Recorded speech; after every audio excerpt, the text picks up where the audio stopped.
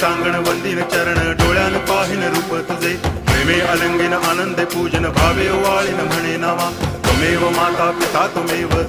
बंधुश्च सखा त्वमेव विद्या करुणं त्वमेव सर्वं मम देव कायेन वाचा मनसेन्द्रियैर्वा बुद्ध्यात्मना वा प्रकृति स्वभावात् करोमि यद्यत् सकलं परस्मै नारायणायति समर्पयामि अच्युतं केशवं रामनारायणं कृष्णदामोदरं वासुदेवं हरि गिरिधरं माधवं गोपिकावल्लभं जानकीनायकं रामचन्द्रं भजे हरे राम राम